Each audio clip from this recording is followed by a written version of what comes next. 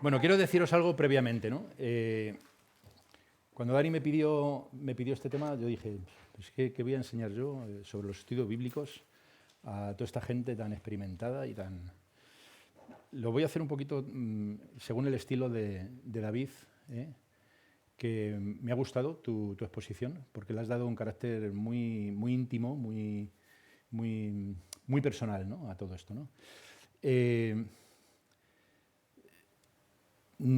Si esperáis herramientas de tipo teológico para yo quiero deciros un poco las cosas que no vais a ver, ¿no? Para que no... Porque para eso vais a un centro de educación teológica y os enseñan posiblemente con más detalle y con más herramientas y con más precisión lo que es un estudio bíblico, ¿no? Pero lo que voy a presentaros son pautas desde mi experiencia como pastor consejero de campamentos, como habéis oído antes, ¿no? Casi ya 22 años, ¿no? Va a hacer, en el que mi responsabilidad un poco ha sido supervisar todo el contenido bíblico del campamento. Bueno, ya sabéis, ¿no? Hay muchos estereotipos que conocemos todos, que algunos son positivos, otros negativos. El campamento no es un momento en el que se echan ahí a los niños para que, bueno, como los padres tienen vacaciones en agosto en sus trabajos y los niños terminan a finales de junio la escuela, ¿a dónde los metemos? ¿No? Pues al campamento. ¡Hala! Pues esto, no os estoy hablando de la vida de personas no creyentes, os hablo de nuestras iglesias, os hablo de los creyentes. Entonces, bueno, el campamento no tiene que ser esto. Eso ya lo sabéis, no hace falta que lo explique, ¿no? Y quiero, si podemos salir de esta presentación, ¿no? De esta exposición, concienciándonos verdaderamente de la importancia que tiene el encuentro en la palabra de Dios del niño en el campamento, pues yo me doy por satisfecho, ¿no? Empezamos orando. Padre, muchas gracias por esta oportunidad que tú nos das de poder compartir, Padre, de poder enriquecernos unos a otros en este precioso ministerio en el que tú nos has puesto, Señor. Y sobre todo, te queremos pedir que, ante todo, seas tú quien hable a nuestros corazones y a nuestras mentes para poder discernir todo lo que podemos hacer, Señor, bajo tu voluntad, bajo tu dirección y, sobre todo, Padre, que nos ayudes a ser cada vez más excelentes en el servicio que hemos de dar para ti, Padre. En el nombre de Jesús, amén. Bueno, estudios bíblicos que impactan. Vamos a ver dos cosas. La primera es las cosas que están alrededor del estudio bíblico, antes de que suceda el estudio bíblico. Cómo el monitor debe de estar preparado para dar ese estudio bíblico, en muchos sentidos, ¿no? Bueno, la verdad es que tanto mi esposa como yo, nuestra posición que tenemos aquí, digamos que es un poco que somos clientes, ¿no? Clientes. Nosotros no somos directores de ningún centro, ni gerenciamos ningún centro, sino que lo que hacemos es que usamos el centro. Usamos el centro y hacemos nosotros nuestros programas de campamentos y los hacemos, en este caso, en Pinos Reales, ¿no? ¿Cuántos de vosotros, yo sé que a pesar de ser representantes de centros, tenéis campamentos propios que organizáis vosotros, ¿no? ¿Es así? Es así, ¿verdad? Entonces, estáis acostumbrados a preparar el programa de los campamentos también, ¿no?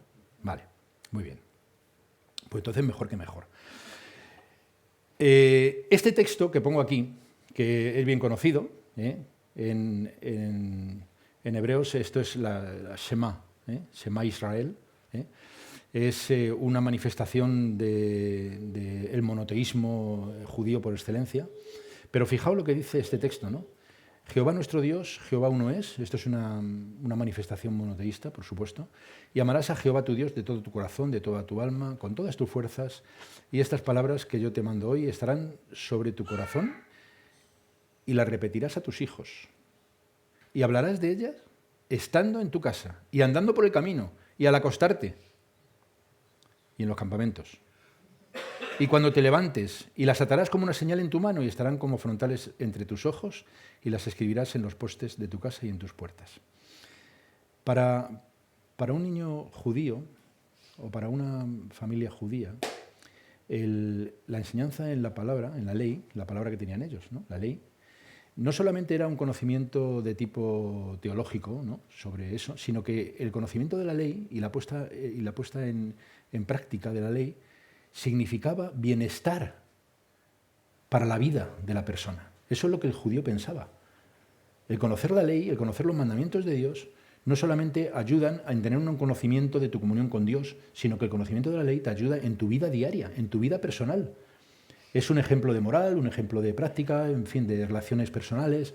Eso es lo que para un judío representaba la ley, ¿eh? O sea, que no era un conocimiento de tipo legalista que hay que aprender y no sé qué, sino que eso conllevaba un bienestar personal para aquel que aprendía verdaderamente la ley, ¿no? Esto es algo que os presento aquí como un inicio, ¿no?, para que entendamos, si lo llevamos a nuestros días, la importancia de enseñar la palabra de Dios en los campamentos. El campamento tiene muchas actividades. Tiene juegos, tiene deportes, tiene escaladas, tiene no sé qué, tiene de todo, ¿eh? Comida también, que eso la gente que lo considera un deporte, ¿no? Pero, de verdad, tenemos que dedicar tiempo a la palabra en los campamentos. Ahí, creo que estaréis de acuerdo conmigo, hay entre los jóvenes, entre los niños, entre los adolescentes, que en cierta medida es normal, pero con límites, ¿no? Hay analfabetismo bíblico. Y ya de los adultos no hablamos, ¿no? La palabra de Dios es el centro de nuestra vida como creyentes. Bueno, es el Señor, ¿no? Pero el Señor es la palabra. La palabra, el verbo, como decía Luis de Las esta mañana, ¿no? Entonces, el campamento tiene que girar alrededor de la palabra de Dios. Y si me permitís, os diría más. Juegos, deportes. Hay organizaciones que hacen deportes desde el punto de vista de la palabra, o sea, utilizan los deportes para evangelizar, todo tiene que girar alrededor de la palabra. Entonces, el tiempo de estudio bíblicos en un campamento es importante, es muy importante, ¿eh? Es verdad que yo he visto en algún campamento que parece ser que el tiempo de estudio bíblico lo tienen como en el rincón del programa, ¿no? Lo ponen en el rincón y bueno, porque hay que tener un espacio y sobre todo para el que dirán, porque si esto es un campamento cristiano, por lo menos vamos a dedicar un espacio a que se estudie la palabra, ¿no? Y dar un devocional o dar... Esto no debe de ser así, no debe de ser así. Vamos a ver pautas, ¿no? Instruye al niño en su camino. Bueno, esto está dirigido al niño, ¿no? Pero bueno. Y aun cuando fuere viejo, no se apartará de él. Esto es una promesa. Esto es así, es verdad. Los niños son esponjas. Los adolescentes también, ¿eh? También. Son esponjas. Nuestra experiencia es que ellos tienen necesidad de extraer conocimiento, ¿no? No solamente el conocimiento que tienen en la escuela. Para nosotros es importante los campamentos. Quiero decir algo para que me entendáis. Yo soy de los que creo que el campamento es algo que no solamente como ha dicho David esta mañana, sino que ha dicho que es un complemento para la educación de la Iglesia. Hay cosas que la Iglesia no puede hacer y el campamento sí lo hace. O sea, yo voy más allá. El campamento hay cosas que solamente se pueden hacer en el campamento. La Iglesia puede tener su escuela dominical, las que lo tienen, porque hay iglesias que van allí, escuchan al pastor y ya está. Esa es la actividad. Mucha alabanza. Hay iglesias así, ¿eh? No sé si es vuestro caso, ¿no? Pero hay iglesias que centran la eclesiología en la alabanza, en la predicación del pastor, que puede ser pedagógica, pero claro, como nadie puede contestar al pastor, pues de pedagógico está un poquito cojo, ¿no? Pues nadie se puede levantar, oiga, pastor, que no sé qué, ¿no? No. Entonces, la escuela dominical es importante en la Iglesia, es una pieza fundamental, pero en el campamento hay cosas que la Iglesia nunca va a poder hacer.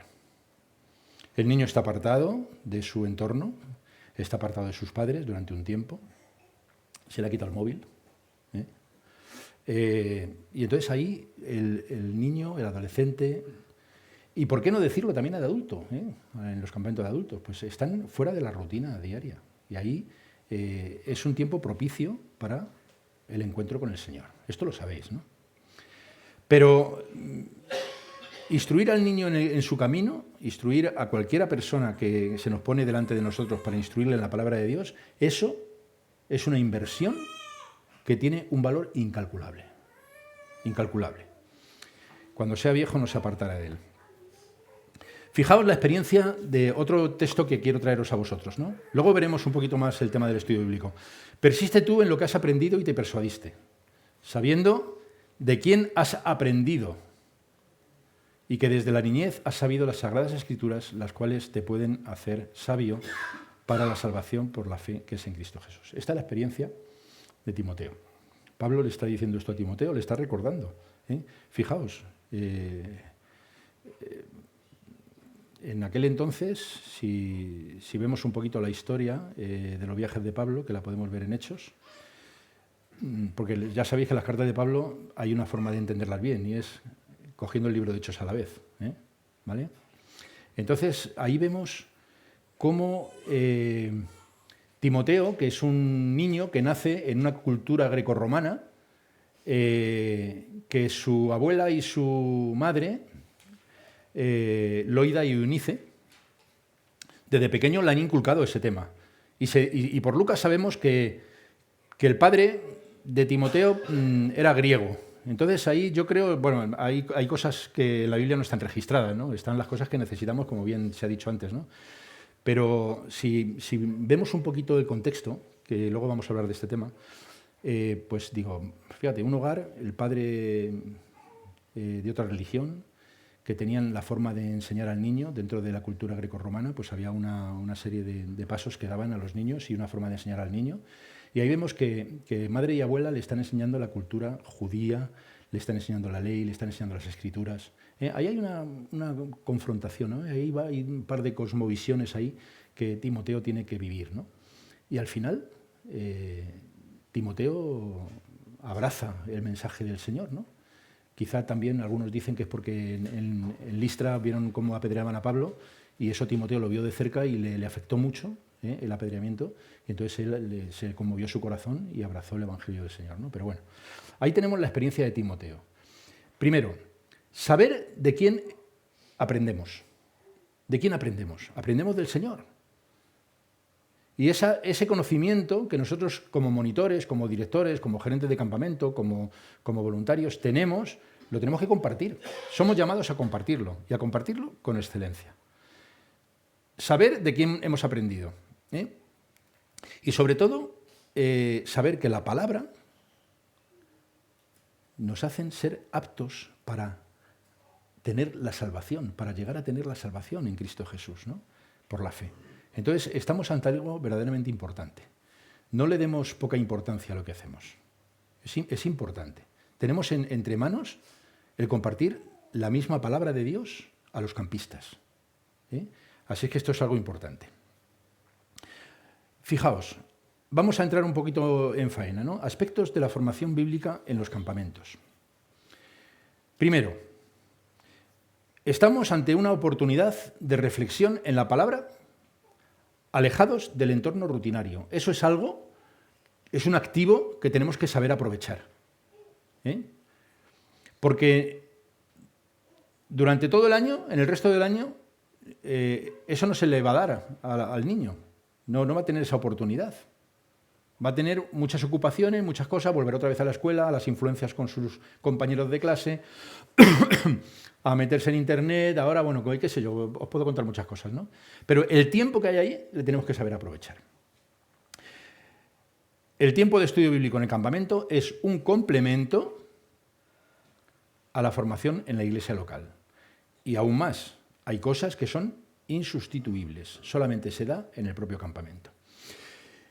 ¿Con quién nos encontramos a la hora de tener un tiempo de estudio bíblico en el campamento? Pues nos encontramos con estos dos perfiles. Los campistas que son de entorno cristiano, son hijos de creyentes, van al campamento, están asistiendo con regularidad a las iglesias, etcétera, más o menos y tal. Y también amigos que pueden invitar a esos niños, que les invitan, eso es la experiencia que nosotros tenemos, ¿no? Incluso podemos tener gente que es absolutamente atea, que, bueno, han caído de rebote porque les han invitado y no sé qué, ¿no? Bueno. Entonces, el énfasis en nuestros estudios tiene que ser de discipulado, de crecimiento, de fortalecimiento en la palabra, de complementar lo que la Iglesia está haciendo en ese niño, en el caso de creyentes, y sobre todo evangelístico. Yo diría más. He sido bastante generoso al poner estos 2 puntos, ¿no? Pero yo pondría solamente uno, el evangelístico. Porque también hace falta evangelizar a los niños que ya son creyentes, o que, bueno, muchos no han terminado de dar un paso de fe, pero bueno, tienen ahí una semilla plantada, ¿no? Así es que estos son los perfiles que tenemos en el campamento. Perdón.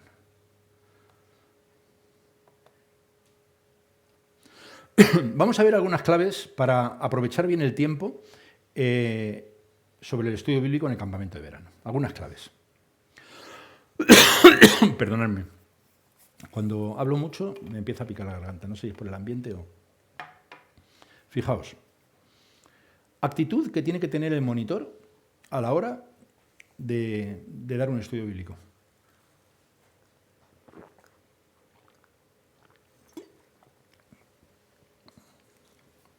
Primero, el tiempo de oración. La oración es importante. Tiene que tener un tiempo de oración. Para preparar un estudio bíblico, hay veces que en nuestro caso, nosotros el estudio bíblico lo preparamos, damos las pautas generales a los monitores, con tiempo suficiente para que trabajen en el estudio bíblico. Con tiempo suficiente para que hagan preguntas, dudas que tengan y tal, para pulir bien el estudio antes de que empiece el campamento. ¿Sí? Y eso implica que cuando se le da el itinerario al monitor, el monitor tiene ahí un trabajo que hacer, previo al campamento. Esto es muy importante. Bueno, he oído, pasando por ahí esta mañana, antes de comer, o después de comer ha sido, no sé. He oído algo, no sé si está aquí. No está aquí. Creo que no. Estaba comentando alguien, no sé su nombre, estaba comentando que, chicos, es que nos dormimos en los laureles y es que llega el momento del campamento y es que la falta de monitores, estamos ahí buscando, no sé qué, y al final no encontramos monitores y los que encontramos al final dicen que sí por hacernos un favor, ¿no? Porque es que tal, esto no puede ser así. Hay que preparar esto con tiempo. Nosotros estamos en el mes de enero. Nosotros en el mes de noviembre ya hemos empezado a organizar el campamento de verano. En noviembre.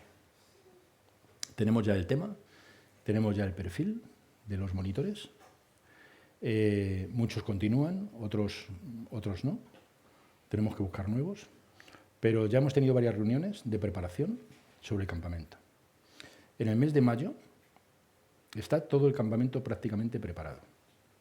A finales de mayo, 1 de junio, empiezan la publicidad, las inscripciones, y en el día 1 de julio no se admite ya a nadie más, ¿no?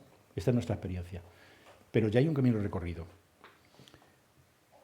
Personalmente hablo con los monitores, cómo vas con el estudio bíblico. Esther, que es la directora, se dedica a otras cosas, yo me dedico a la parte bíblica del campamento y superviso, ¿no?, que de alguna forma esto está bien hecho, ¿no?, o por lo menos hecho con un mínimo de excelencia, ¿no?, que es lo que nos... Le pido al monitor que tenga un tiempo de oración en este tiempo. Ya tiene el material, ya tiene todo lo que tiene que saber, si quiere saber algo más se le puede dar como complemento, pero él tiene que ponerse en oración. Y pedimos al monitor que lo ponga en oración. Que ponga en oración todo lo que va a hacer, que no es poco, y ahora lo veréis, que no es poco, sobre el grupo al que le va a dar el estudio bíblico. Y os digo que no es poco porque tela marinera, ¿eh? Esto es para echarse, para asustarse, ¿no? Tiempo de oración. Al monitor se le pide. En un año hicimos un casting. Hicimos un casting. Y se apuntaron un montón de monitores. Daniel nos ayudó en el casting. Recuerdo, que le pedimos que nos ayudara. Entonces nos pusimos ahí un tribunal, le fueron pasando, no tenían comunicación unos con otros fuera, para no saber lo que... muy bien hecho, ¿no? Y entonces hablábamos con ellos, qué tal, qué pensabas, por qué tienes interés en venir al campamento y tal. Pues bueno, sabes que te vamos a pedir esto, esto, esto y esto. Tú estás capacitado para hacerlo, quieres hacerlo, tal, no sé qué. Aparte de las referencias que teníamos sobre ellos, ¿no? En fin, esto es así, ¿no? Y bueno, pues tienen que ser gente de buen testimonio. Los monitores tienen que ser personas de buen testimonio. En vuestros centros tenéis que tener gente de buen testimonio. ¿Por qué? Porque los niños son esponjas. Si están viendo a un monitor que les está hablando de la palabra de Dios y luego ven otro tipo de comportamiento, están haciendo un flaco favor, ni más ni menos que a la palabra de Dios. Porque la gente no leerá la Biblia, a lo mejor, pero te lee a ti. Te lee a ti. Y ve tu comportamiento, tu testimonio, la firmeza de las expresiones que utilizas, cómo lo compartes, cómo lo vives. Buen testimonio. Respeto hacia tus alumnos. Se le pide también a esto. Sabéis, hay un libro que si tenéis oportunidad de tenerlo, se llama Teología desde la niñez, es de Harold Segura. En este libro él utiliza una expresión que se llama adultocentrismo.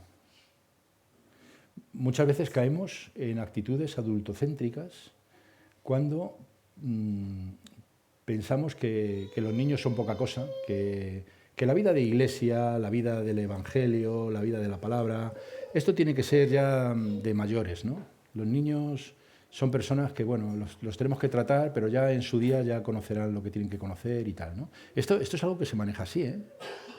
Y tristemente esto hace mucho daño. Tenemos muchas veces actitudes adultocéntricas y al niño le consideramos otra cosa, ¿eh? En las iglesias el niño, me quiero bautizar, ¿eh? Bueno, yo no estoy diciendo que bauticemos a los niños, cuidado, no estoy diciendo nada de esto. Pero sobre esto hay mucha dinámica, ¿no? Y mucha polémica. Si a partir de los 15 años, si a los 9, si a los 8, si no sé qué, hay las iglesias más conservadoras que dicen no. Hasta que no cumpla la mayoría de edad, 18 años, no se le puede bautizar, ¿no? Hay muchas cosas así, ¿no? Y todo esto forma parte de un pensamiento adultocéntrico. Pero ¿sabéis una cosa? Que cuando el monitor se presenta delante de los niños, delante de los adolescentes a darles un estudio bíblico, tiene que saber una cosa. Que los niños son personas vulnerables, sí, lo sabemos. Podíamos estar mucho tiempo hablando de cuestiones de tipo de psicología infantil, ¿no? Para saber un poquito sobre estas cosas, ¿no? Pero en una ocasión los discípulos apartaron a los niños para que no se acercaran al maestro, ¿verdad? ¿Y qué dice Jesús? Dejad a los niños, venid a mí, no se lo impidáis, porque de los tales es el reino de los cielos. Así es que el Señor Jesús coge la vulnerabilidad de esos niños, su carácter, su forma de vivir, y los pone en el mismo centro del reino de Dios. Es tremendo, tremendo. Pues cuidadito, al niño le tenemos que respetar. Al alumno que tenemos dándole un estudio bíblico le tenemos que respetar en todos los sentidos, porque es importante y la palabra de Dios nos muestra en muchísimos sitios la importancia que el Señor Jesús le daba a los niños. Cuando los adultos estaban enfrentados, sabiendo quién iba a ser el mayor de todos, el Señor les dice, os tenéis que comportar como niños. Es que no hay otra forma. Apoyarles. Apoyar al niño. Y ahora vamos a hablar un poquito más sobre esto, ¿no? El monitor tiene que tener una comunión real con Dios. Tiene que ser una persona de comunión con el Señor. Que sepa bien lo que ha decidido hacer y servir en el campamento. Tiene que saberlo. Tiene que ser coherente con lo que ha decidido hacer. Convivir con los niños, con los alumnos, con los campistas a los que les está instruyendo en la palabra de Dios. Convivir con ellos, conocerles. En este sentido, el monitor es un maestro. Y hoy en día, otro día estuve en una iglesia que en en las habitaciones tienen puesto el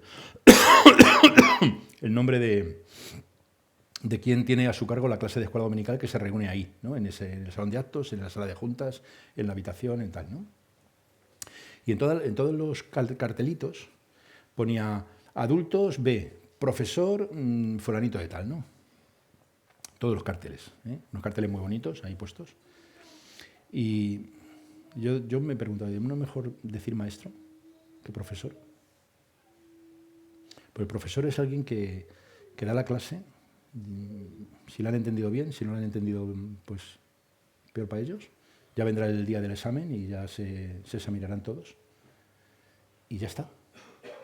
Pero el maestro, usando el modelo del Señor Jesús, el maestro es alguien que se preocupa en dar la clase, en convencerse de que los niños han adquirido eso, o las personas a los que educa han adquirido eso, y sobre todo convivir con ellos. Preocuparse por ellos. Ese es el maestro. Ese es el maestro. Entonces, hay que convivir con las personas a las que educamos en la palabra. Y sobre todo, tenemos que ayudar a nuestros monitores a que aprendan a soñar en grande, que se marquen metas grandes, pero también que sean posibles realizar. Y yo soy de los que piensa que el Señor no tiene los mismos parámetros de éxito y de crecimiento y de todas estas cosas que tenemos nosotros. Nosotros siempre estamos influenciados por nuestra sociedad, que tiene una forma de medir las cosas, y el Señor las mide de diferente forma. La aritmética de Dios es diferente a la nuestra, muy diferente, y tenemos que aprender mucho de eso. Si estáis en Palestina en el primer siglo y veis que un pastor deja 99 ovejas que le han sido conferidas y va a por una sola porque se le ha perdido, ¿qué diríamos? Este hombre está loco. Es que se le pueden perder más. Y cuando vaya yo a la gente que me ha dejado las ovejas para cuidarlas, si le devuelva menos todavía, pues me va a coger. Pero ese pastor deja las ovejas y se va por una, que se ha perdido. Todos comprendemos la enseñanza de este texto, ¿no? Pero la aritmética de Dios es diferente a la nuestra. Si están un montón de trabajadores en una plaza y llega el amo de las tierras y dice, necesito 6 personas para trabajar, y las coge a las 6 de la mañana y se las lleva al campo a trabajar, y se da cuenta de que todavía le hace falta más mano de obra, y a mediodía va a por otro tantos, y se los lleva al campo. Y ya cuando viene la tarde todavía necesita más personas y las lleva otra vez allí a que sigan trabajando. Y cuando tiene que pagar a todos, les paga a todos lo mismo. Le digo, pero bueno, ¿esto qué es? Os voy a llevar al sindicato, esto no puede ser. Que yo llevo trabajando de las 6 de la mañana y me vas a pagar a mí lo mismo que al que ha venido por la tarde ya a trabajar. Esta es la enseñanza del Nuevo Testamento, esta es la enseñanza del Señor. Todos conocéis, ¿no? ¿Qué quiere decir el Señor con esto, no? Pero desde nuestro punto de vista del razonamiento humano, Dios cuenta las cosas de diferente forma que nosotros. De diferente forma. Así que tenemos que aprender y sobre todo soñar en grande, ¿no? Y aprender. Vamos por partes. El tiempo de oración. Cuando empezamos ya el estudio con los niños, hay que enseñarles a orar. Hay que enseñarles a orar. Bueno, sabemos que la palabra también nos dice esto, ¿no? Los propios discípulos le pidieron al Señor, enséñanos a orar, ¿no? Y el Señor le da unas pautas. Pero fijaos, a los campistas les tenemos que decir, el que quiera que ore. No hace falta que hagáis oraciones largas. Recordamos, ¿no? Ahí hay niños, hay adolescentes que a lo mejor son creyentes, hay familia de creyentes y otros que no. Proponer, nunca imponer. Y vais a ver, os voy a contar una anécdota graciosa, ¿no? Vais a ver cómo los niños, los adolescentes, los campistas, abren su corazón y tienen expresiones en sus oraciones que flipáis. Flipáis. El niño se pone a orar y le pide al Señor que gane el Real Madrid. De verdad, ¿eh? Le pide que haga lo posible el Señor para que su equipo gane. Y es algo que el niño tiene en su corazón y que es lo que él desea y se lo pide a Dios. Luego tuve una conversación con él, ¿no?, sobre esto, ¿no?, sin acritud, por supuesto, ¿no? Pero es que es así, o sea, los niños, hay gente que orando, niños que te enseñan, te dan lecciones a ti, sin lugar a duda. Pero no imponer, que la oración sea algo que sale ahí del alma del niño, ¿no? Que sea algo progresivo, desde la brevedad, y posiblemente pueda terminar el campamento, viendo al niño cambiado en este sentido, ¿no? Con lenguaje sencillo, decirles que lo que hacemos en la oración es hablar con Dios. No es nada nuevo lo que estoy diciendo, ¿no?, pero es importante reflexionar en esto, ¿no? Enseñarles al niño a depender de Dios, a depender de Él. Es verdad que muchas veces en el campamento no tenemos tanto tiempo para tratar muchísimas cosas, ¿no?, pero estas son las más importantes, ¿no? Y sobre todo, el monitor tiene que tomar un tiempo personal con el campista. Se lo pedimos. Desde el staff se le pedimos al monitor que tenga un tiempo. Quiero deciros algo, esto no se puede hacer improvisando. El monitor, por lo menos un mes, mes y medio, antes de que empiece el campamento, un mes, podemos ayudarle ya en identificarle qué niños le corresponden en su grupo. Que los conozca al menos por su nombre, aunque no los haya visto, y que sepa.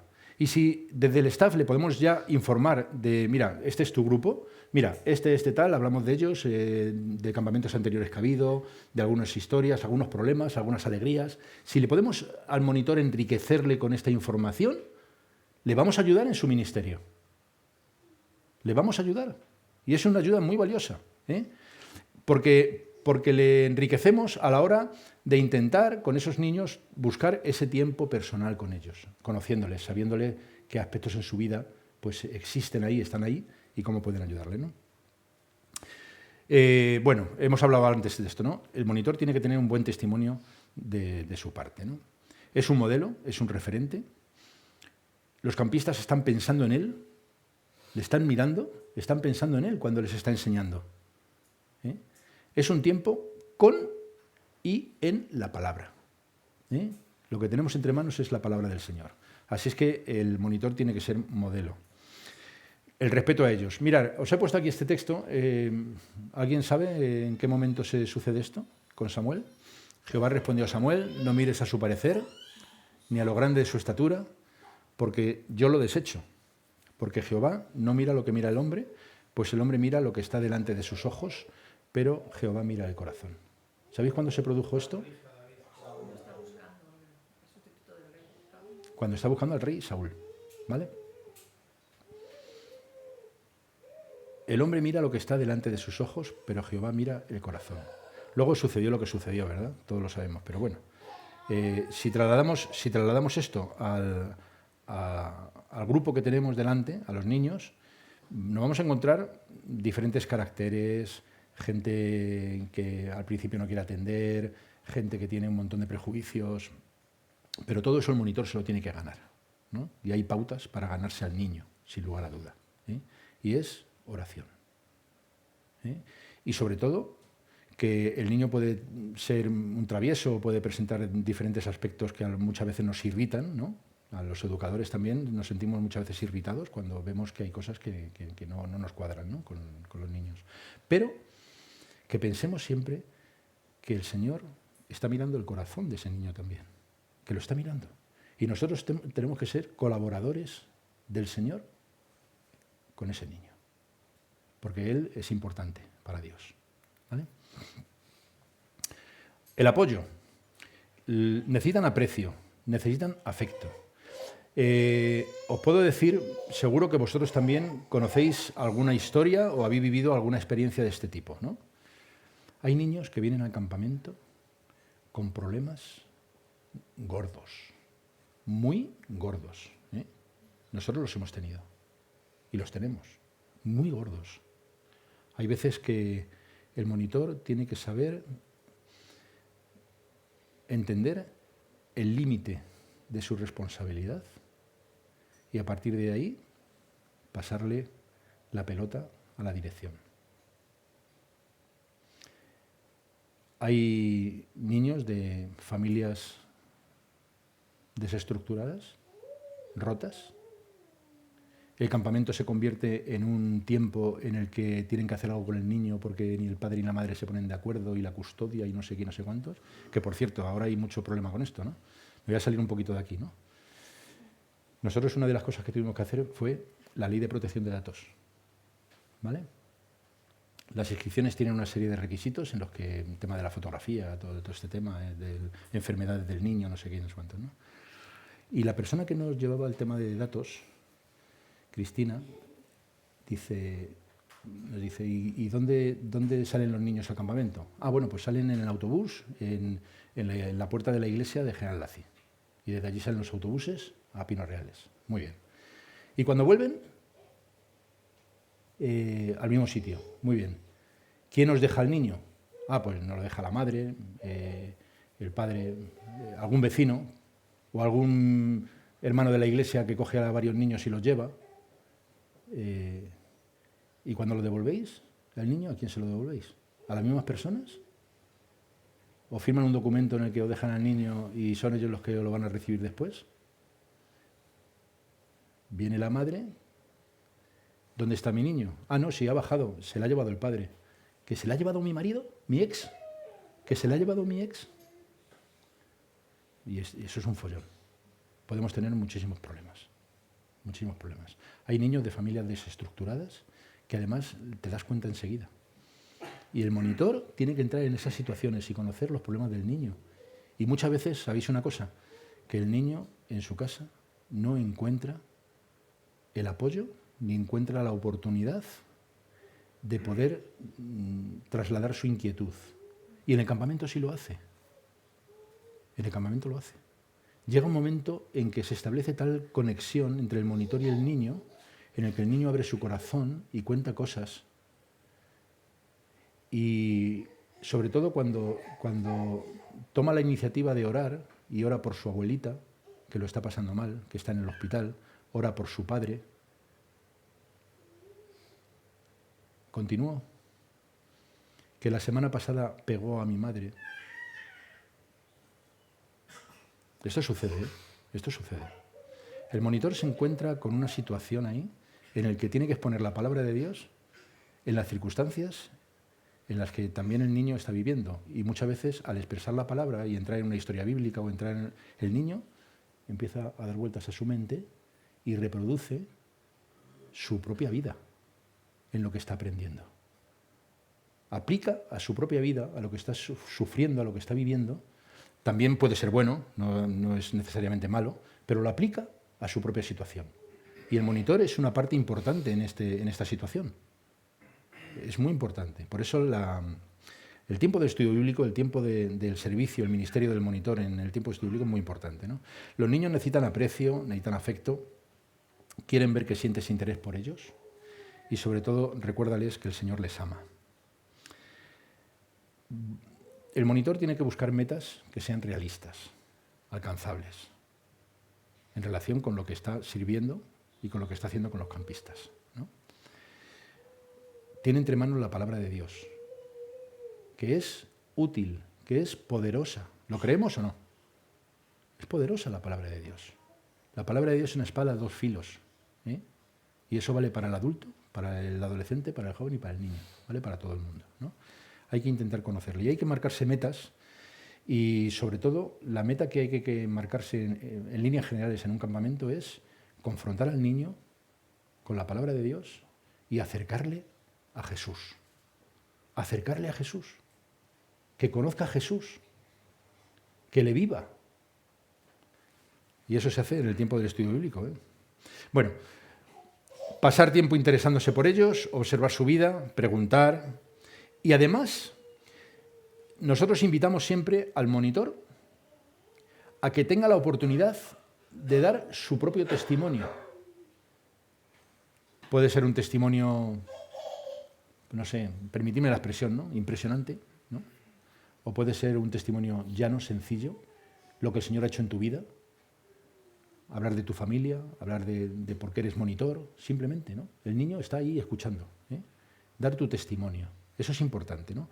Porque si todo, luego lo vamos a ver en la aplicación del estudio bíblico, ¿no? Pero si solamente tenemos un tiempo en el que explicamos la palabra de Dios y ya está, entonces no sirve de nada. No sirve de nada. Como mucho a lo mejor habremos conseguido que el niño tenga un conocimiento un poco más amplio, o bueno, no académico, ¿no? Pero sí intelectual sobre la palabra de Dios, en su nivel preciso, pero nada más, nada más.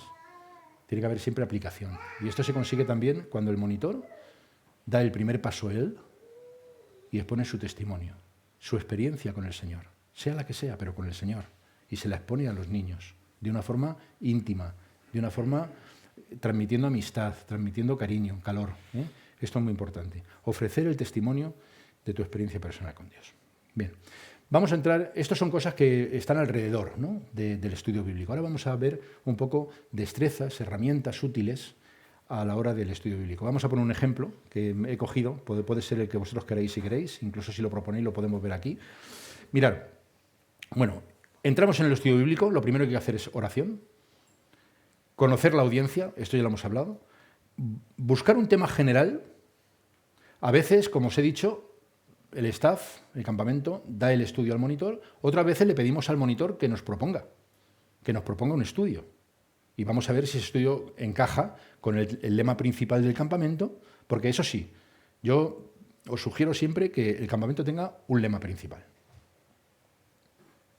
Nosotros ya lo tenemos, vamos, nos ha venido al pelo, ¿eh? Nos ha venido al pelo. ¿Os damos alguna pista, si lo queréis reproducir? No sé si la directora me va a matar. ¿Qué hay este año? Las Olimpiadas. Mirar si tenemos ahí materia en la palabra de Dios, sobre el deporte, sobre alcanzar la meta, sobre tantas cosas, juegos de banderas de países, un desfile. Mirar si tenemos aquí cosas para hacer en un campamento, ¿no? Bueno, pues nuestro campamento va a ir sobre esto. No voy a dar más eso porque si no... Bien, buscar un tema general, desarrollar el estudio y aplicación. Estas son las 5 cosas principales. Posiblemente podéis encontrar más, ¿eh? A lo mejor aquí hay personas que habéis estudiado muchísimo más, ¿eh? Y bueno, podéis a lo mejor tener mayores destrezas en estudio bíblico, pero yo creo que el tiempo del estudio bíblico en un campamento no es una sesión bíblico-teológica, ¿eh? O sea, huir de esto, porque esto no tiene nada que ver, ¿vale? Estas son las 5 cosas que yo he considerado importantes a la hora del tiempo de estudio bíblico. Oración antes y después. Yo diría también durante, ¿eh? Antes, durante y después. Dejarnos guiar por el maestro de maestros, que es el Señor. Pasar un tiempo con el Señor a solas, allí en el campamento, en el primer día. Pasar un tiempo con el Señor. Yo invito a los monitores a que lo hagan siempre. Pasar un tiempo con el Señor. Se vayan a la roca plana esa, ¿no? Que está allí arriba, y tengan un tiempo con el Señor, ¿no? Recordar lo que uno tiene entre manos, que es la palabra de Dios. No tiene cualquier cosa, tiene la palabra de Dios, ¿eh? Toda escritura es inspirada por Dios, útil para enseñar, para redarguir, para corregir, para instruir en justicia, a fin de que el hombre de Dios sea perfecto, enteramente preparado para toda buena obra. Ese es el fin a la hora de educar en la palabra de Dios. Preparar a las personas para que tengan una buena comunión con el Señor, que conozcan al Señor y que, aquí dice buenas obras, no voy a hablar de las obras porque ya sabéis que la fe y las obras, toda esta dinámica, pero que sea una buena persona, ¿eh? En comunión con Dios. No solamente una buena persona, sino en comunión con Dios, ¿vale? Recuerda no solamente lo que tienes entre manos, sino que recuerda a quién estás sirviendo. No estás pasando un tiempo porque el director te lo ha pedido y le estás haciendo un favor, como decíamos antes. Nosotros no queremos que venga ningún monitor al campamento si no tienes esto claro. Recuerda a quién estás sirviendo. Estás sirviendo al Señor. Procura con diligencia, esto no es solamente para pastores, Este texto se usa mucho en las ordenaciones pastorales y cuando hay un cambio de ministerio en una iglesia, lo que sea. No, esto es para todo el mundo. Yo soy de los que creo que el ministerio pastoral nos toca a todo creyente. Todo creyente. ¿Eh? Procura con diligencia presentarte a Dios aprobado, como obrero que no tiene de qué avergonzarse y que usa bien la palabra de verdad. Usa bien la palabra de verdad. Fijando el tema del estudio bíblico, ¿qué podemos hacer? Bueno, imaginaos que nos dicen, vamos a preparar un estudio bíblico. Bueno, pues hay muchas posibilidades, ¿eh? Yo he puesto aquí unas pocas, puede haber muchísimas más, la lista puede ser interminable, pero bueno, un personaje relevante del Antiguo Testamento o del Nuevo Testamento que ha tenido una vida, que ha tenido una actitud que nos puede ayudar, que puede ser ejemplo, bueno, pues ahí tenemos, vamos a hablar de un personaje, ¿vale? De momento lo dejamos aquí, ¿eh? Algún suceso, que evidentemente también tiene que ver con personajes, pero es un suceso. Nuestro centro de atención va a estar en ese suceso, que nos da una enseñanza. Hay un desenlace en ese suceso que nos puede provocar algún tipo de reacción, nos puede provocar algún tipo de reflexión, y sacar una enseñanza. Un mensaje del propio Jesús, directo, una parábola, una enseñanza, bueno, también. Una exhortación que hace alguno de los apóstoles, también. Algunos temas concretos, ¿no? Podemos hacer al revés. Dejamos aquí la Biblia, buscamos un tema, el amor, la libertad, la solidaridad, la amistad, el pecado, el perdón, la gratitud, la fe. Y entonces cogemos, eso sí, cogemos y vamos a la palabra de Dios para buscar el fundamento bíblico de lo que hemos pensado hacer. Siempre la palabra de Dios, ¿eh? Esto no es ninguna herejía, ¿eh? Podemos buscar temas de tipo general, pero siempre alrededor de la palabra de Dios, porque es la palabra de Dios la que vamos a instruir. ¿De acuerdo? Bien. Un ejemplo. A ver, el valor de la solidaridad y la ayuda. Este es un ejemplo que he puesto, podemos poner muchos, ¿no? Una parábola de Jesús. El buen samaritano. ¿Qué pasa ahí? A ver. Venga, vamos a ir viendo cosas. El buen samaritano, ¿qué sucede? Un camino que va de dónde a dónde.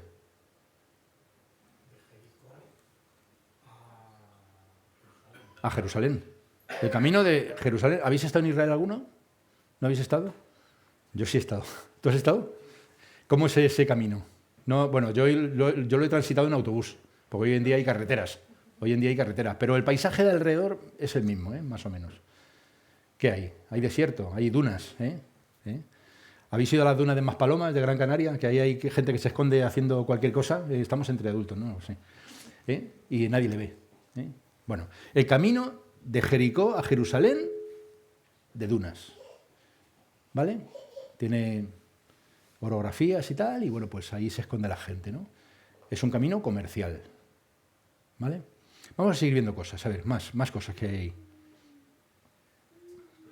¿Aparecen quién? Hay un samaritano. ¿Hay un samaritano? ¿El herido es un samaritano? Hay una persona, y hay un samaritano que pasa por allí, pero es el último que pasa, el samaritano, Pasa, como dice Marco Vidal en una canción, ¿no? Pasa el director de alabanza que va con mucha prisa porque tiene que empezar el culto y ya va pegado de tiempo porque se ha dormido y tal, y ve a eso y no se quiere entretener, ¿no? Pasa el sacerdote, pasa el levita, ¿vale? Pasa el samaritano, le ayuda. Le ve herido, le ayuda, le atiende, le monta en su cabalgadura, le lleva un mesón, paga el dinero para que le atiendan. Cuando yo vuelva, si hay algo más, se lo seguiré pagando. Y tiene tiempo con esa persona y le sana. Hay muchas interpretaciones de esta parábola del buen samaritano. Si leéis a Agustín de Hipona, vais a ver ahí una serie el hombre era muy dado a hacer interpretaciones alegóricas sobre las parábolas de Jesús. Y bueno, al caballo le dice que no sé qué, el mesón es la iglesia, el otro, bueno, hay una serie de cuestiones ahí que, bueno, que nos pueden ayudar o nos pueden también despistar mucho del mensaje de la parábola, ¿no? Pero bueno, pues ahí tenemos la parábola, a grandes rasgos. El valor de la solidaridad y de la ayuda. ¿Qué quiso decir Jesús con esta parábola? ¿Qué quiso decir Jesús? Ahí está, el prójimo. Ese es el mensaje troncal de la parábola. El prójimo. ¿Sabéis? Para un judío, ¿su prójimo quién era? Otro judío. Lo demás era nada, absolutamente. Jesús no vino a decir eso. Jesús no vino a decir eso. Entonces, este es el mensaje de la palabra. Ahí podemos extraer ya una base de estudio bíblico importante. Importante. El prójimo, la atención, la ayuda al necesitado, la ayuda a mi compañero del colegio. ¿Me entendéis? Todo esto, ¿no? Fijaos, lo primero que hay que hacer en el estudio bíblico es seguir al menos estas pautas que yo he puesto, que son muy sencillas, pero yo creo que son las necesarias, ¿no? Ya os digo que una clase de estudio bíblico en un campamento no es una clase de formación teológica. Primero, observar. Cuando el monitor se le ha dado este tema, o lo ha buscado él, y se le pide que empiece a trabajar sobre ello, aunque nosotros le podamos dar ayudas ya escritas y cosas complementarias, el monitor no se puede solamente limitar a coger los 4 o 5 folios por estudio de cada día y leérselo y decir, bueno, se lo voy a repetir a los niños. No queremos esto. No queremos esto. Queremos que el monitor se meta en el estudio, que se empape en el estudio, que observe primero el texto. Hemos visto anteriormente que nos estábamos refiriendo a Lucas 10, 25, 37, ¿no? Ahí está el texto. Que se coja el texto. Examinar con cuidado lo que leemos. Con cuidado lo que leemos.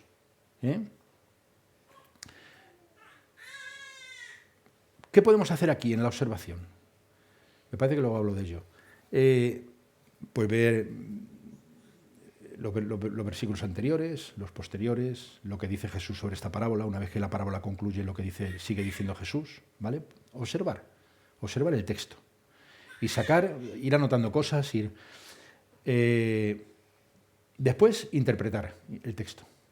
Y aquí se cometen tremendas barbaridades.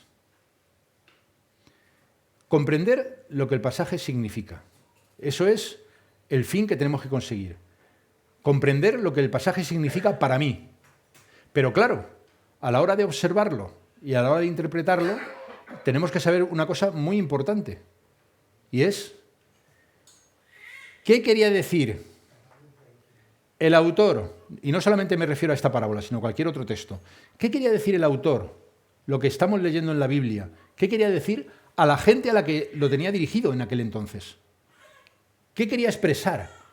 ¿Qué mensaje quería dar el autor a la persona a la que escribía? El apóstol Pablo a sus discípulos o a sus iglesias, o Juan, en fin, ¿qué quería decirles?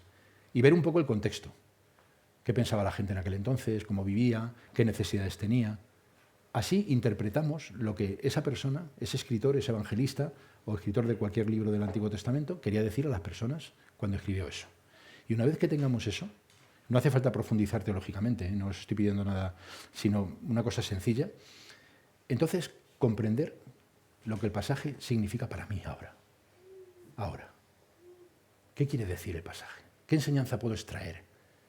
¿La que extrajeron aquellas personas que lo leyeron o de las que se estaba hablando en aquel entonces? ¿Y qué representa para mí hoy? Eso es interpretar bien la palabra. A veces interpretamos la palabra directamente lo que me quiere decir a mí, pero no sabemos lo que quería decir en el momento que lo estaba escribiendo el autor y qué quería decir a la gente. Y eso es importante. Y después la aplicación. Tercer punto. Esto es lo más importante. Si damos una clase de estudio bíblico y no aplicamos y no le damos la oportunidad al niño a que aplique en su vida lo que ha aprendido, a veces puede ser en la misma clase, o si es un grupo de clases que se habla del mismo tema, porque es un tema amplio, tenemos que buscar tiempo al final, si queremos, para que el niño aplique lo que está aprendiendo en su vida. Si no lo hacemos, estamos cometiendo un grave error. No ha servido de nada el tiempo de estudio bíblico para el niño. Le tenemos que enseñar a que aplique en su vida lo que aprende. El mensaje que se extrae de esto, que lo aplique en su vida. Fijaos, en la parábola esta que he puesto del buen samaritano. La solidaridad, la ayuda, el preocuparse por las personas, hasta el punto de dar de ti dinero para que se le siga atendiendo. Puede haber una imagen del Señor ahí que dice, cuando yo vuelva, si te tengo que dar más dinero te lo daré. Entonces ahí parece ser que alguien que se va, luego vuelve. Podemos ver muchas interpretaciones, pero os voy a decir una cosa. Falta algo aquí, y no me refiero al propio texto de la palabra de Dios, pero podemos extraer aquí algo nuevo. Yo creo que podemos extraer aquí algo nuevo, que es importante que se lo digamos al niño. Es importante. Y que como creyentes tenemos que estar comprometidos a hacer. Ayudar, claro, ayudamos al necesitado, al desvalido, al que le ha tratado mal esos ladrones, la injusticia. Lo podemos hacer, le ayudamos, ponemos de nuestro dinero y se lo damos. Y además tenemos réditos importantes, porque os voy a decir una cosa, aquello que damos es, y esto vale como principio de mayordomía también, ¿no? Aquello que damos es lo más valioso que podemos tener. No, pero si lo damos ya no lo tenemos. Esa no es la idea. Aquello que damos de corazón es el mayor valor de lo que podemos tener. Y eso sucede ahí en la parábola. Pero hay algo que falta. ¿Alguien lo puede descubrir?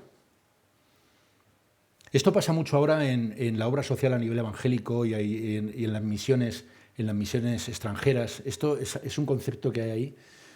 Ayudamos a países, ¿no? Ayudamos a países. ¿La predicación clara del Evangelio? No, la predicación la hacemos de forma clara. Ahí hay una parábola, hay una necesidad, se cubre, se ayuda al desvalido, se pone la persona todo de sí mismo. Está la diferencia entre los samaritanos y los judíos. Bueno, se pueden sacar muchas cosas, pero al final me refiero yo a la ayuda que damos a esa persona. ¿Conexión emocional? No. ¿Continuación? Seguimiento, por ahí va un poco la cosa. Seguimiento, pero de la persona que se le ha ayudado. Voy a ayudaros, porque a lo mejor es algo complicado lo que os pido. Mirad, tenemos como creyentes, permitidme la expresión, tenemos que trabajar para que no haya más ladrones en el camino entre Jericó y Jerusalén. Claro. Es que llevamos 50 años ayudando a Guinea Ecuatorial y el individuo ese que hay ahí en el poder se está quedando con los recursos que mandamos. Y eso no hay solución que se dé.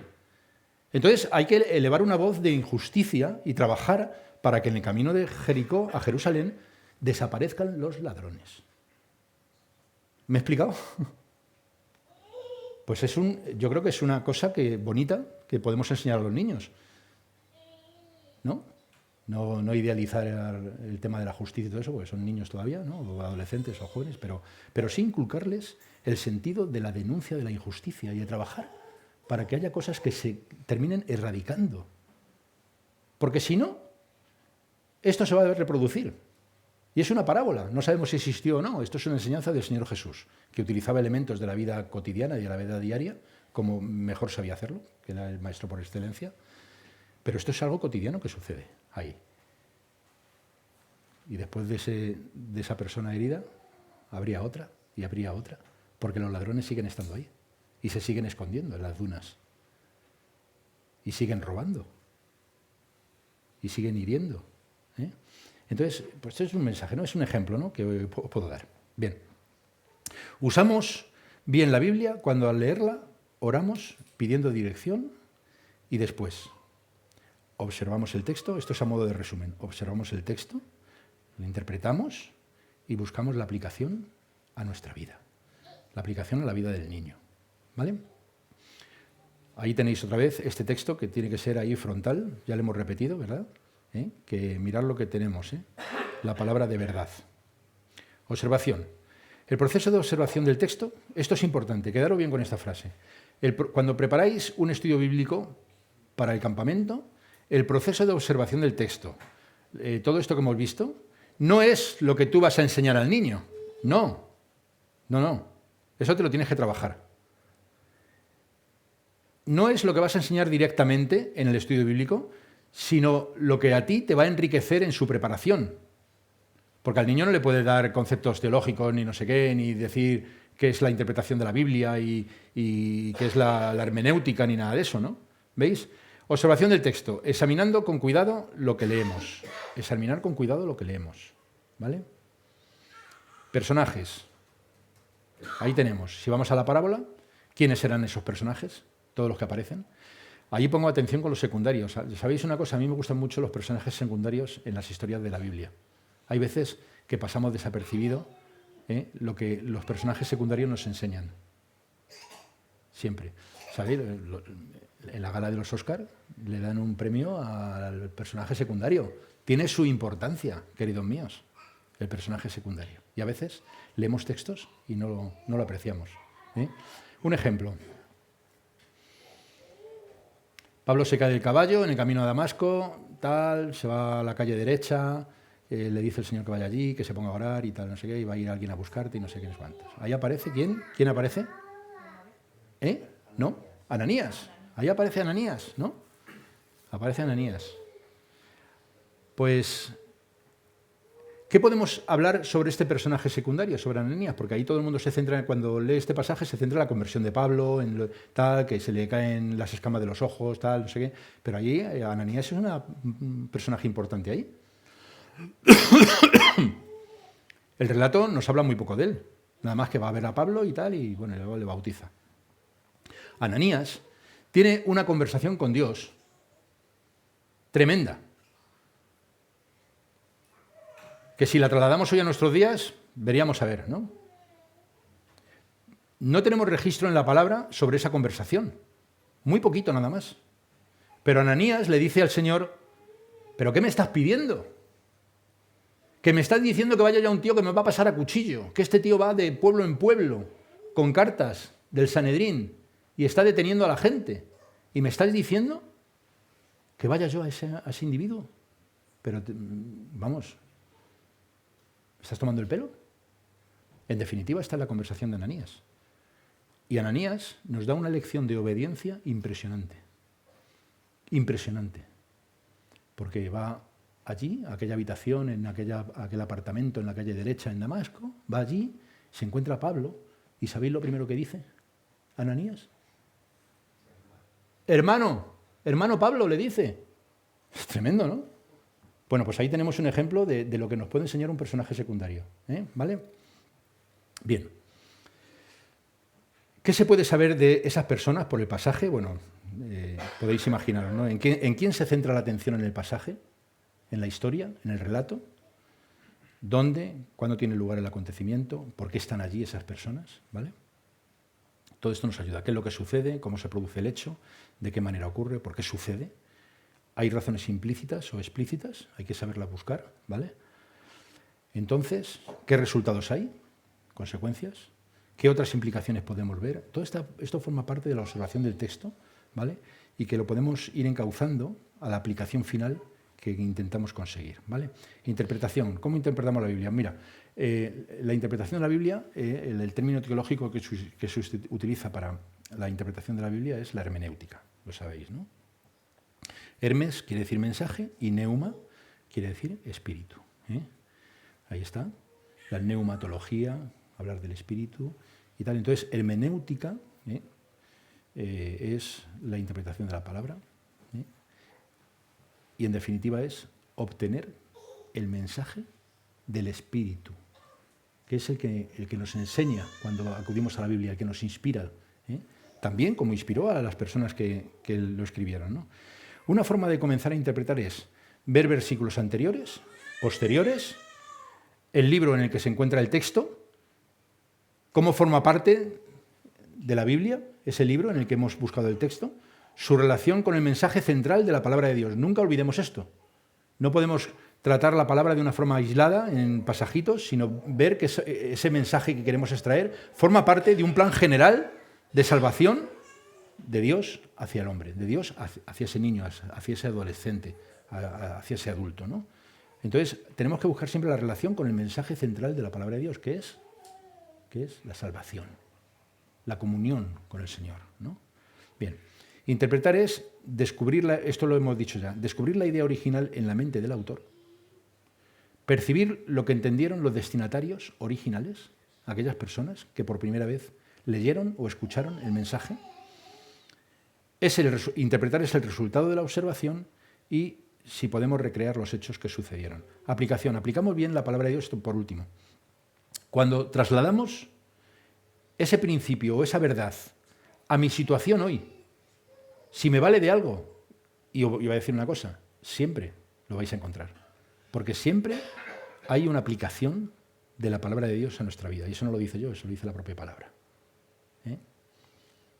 Buscamos cómo Dios se presenta delante de mí, en mi contexto, en mis circunstancias, y también tenemos que enseñar al niño a que se encuentre a sí mismo dentro de esa historia, de esa aplicación. ¿Qué le enseña al niño esa palabra? Que se encuentre.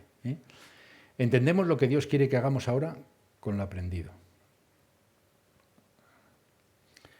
Toda escritura es inspirada por Dios, útil para enseñar. Así es que la labor del monitor es una labor importante, muy importante, para reprender, para corregir, para instruir en justicia, a fin de que el hombre de Dios sea perfecto, enteramente instruido para toda buena obra.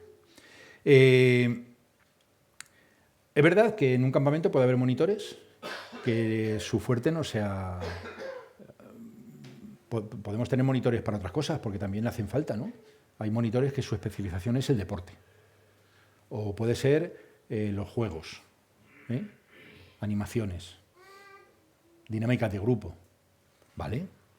Pero el monitor que haya aceptado tener el tiempo de estudio bíblico en el campamento, tiene que saber que es una cosa muy importante y que tiene en sus manos algo valioso. Y lo tiene que hacer con excelencia. Antes estaba hablando con alguien, estaba diciendo, de verdad es que uno de los problemas que tenemos, esto, si lo entendéis como una crítica, bueno, pues puede ser una crítica, ¿no? Pero quiero que entendáis lo que os voy a decir.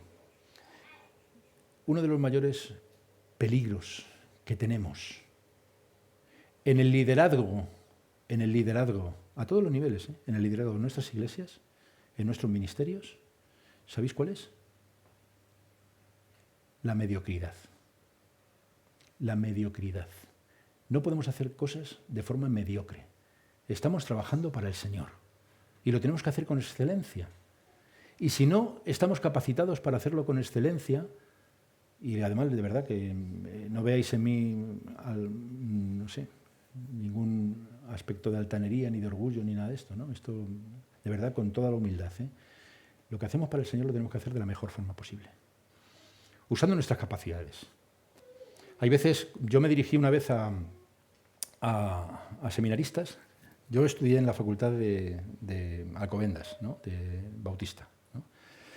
Luego hice un máster en Estados Unidos y tengo un doctorado en ministerio también, ¿no? Y además mi doctorado en ministerio es sobre el tema de la capacitación de formadores, de monitores en campamentos. Hice una tesis sobre todo eso, ¿no? Pero lo digo de verdad con humildad. Si decide un monitor hacerse cargo de este tema en un campamento, como directores, como staff, como gerentes de campamentos, como directores, tal, tenemos que darnos cuenta si esa persona está tomando una decisión correcta. Y tenemos que saber, me dirigí una vez a seminaristas y le decía, mirad, si vas al seminario y tienes problemas para encajar los estudios, para tal, te tienes que preguntar si el Señor te ha llamado a esto. Porque cuando el Espíritu del Señor capacita a una persona, todo va en el mismo paquete. Porque el Espíritu de Dios no hace nada a medias. Podemos leer en Efesios 4, ¿no? El Espíritu de Dios trabaja en la vida de las personas de forma integral y no deja nada a medias. Entonces, piénsatelo. Y decir esto no es culpabilizar a nadie, es decir la verdad. Y muchas veces, por evitar ciertas situaciones, hacemos un mal servicio a la obra del Señor. Os lo digo de corazón, Os lo digo de corazón. Yo me considero una persona con muchísimos fallos, con muchos defectos, ¿no? Pero le pido siempre al Señor que me ayude. Y lo siento, Fran, pero mi mujer es la mejor del mundo. Lo siento. No estoy de acuerdo contigo. Estoy de acuerdo con todo lo que has dicho menos con eso. Mi mujer me da 50.000 vueltas a mí, 50.000. Muchos la llaman la pastora, ¿no? Yo ya sé, yo soy pastora, ¿no? Pero de verdad, el Señor tiene que hacer en mi vida muchísimas cosas y tengo muchos defectos, muchos prejuicios también, ¿no? Y el Señor nos tiene que ir quitando todo esto. Y si tomamos una decisión, la tenemos que tomar con todas las de la ley. Y cuando viene un monitor al campamento, él sabe que lo que se le pide de él es que haga las cosas como mejor pueda. Y si lo ha puesto en oración y se ha pedido la dirección del Señor, el Señor le va a responder. Como me ha respondido a mí, como ha respondido a todo el mundo que ha querido hacer algo para el Señor, como vosotros también, ¿no? Y eso es algo que tiene que tener claro el monitor. El peligro que tenemos es la mediocridad. No hagamos las cosas de forma mediocre. No pensemos... ¿Sabéis lo que es la procrastinación? Sí lo sabéis, ¿no? Esto es un término... Procrastinación es... Pues lo contrario de lo que dice el refrán castellano, ¿no? No dejes para mañana lo que puedes hacer hoy, ¿no? Y esto se da mucho, Esto se da mucho a la hora de preparar los campamentos, los estudios bíblicos y tal, ¿no? No dejes para mañana lo que puedes hacer hoy. Te vas a presentar delante de un grupo, le vas a dar la palabra de Dios y lo tienes que hacer con excelencia. Pídele a Dios que te la dé, que el Señor te la va a dar. ¿Por qué? Porque a pesar nuestro, la obra es del Señor, no es nuestra. No hagamos de la obra un patrimonio personal. La obra del Señor es de Él. Y a pesar nuestro, Él la sostiene. Él la sostiene. Ahí está. Entonces entraron en discusión sobre quién de ellos sería el mayor y Jesús, percibiendo los pensamientos de sus corazones, tomó a un niño, lo puso junto a sí y les dijo: cualquiera que reciba a este niño en mi nombre, a mí me recibe. Y cualquiera que me recibe a mí, recibe al que me envió, porque él, el que es más pequeño entre todos vosotros, ese es el más grande. Así que fijaros la importancia que tiene de dirigirnos a un grupo de niños, de adolescentes. Le estamos dando la palabra de Dios y lo tenemos que hacer con excelencia, porque ellos son muy importantes para Dios.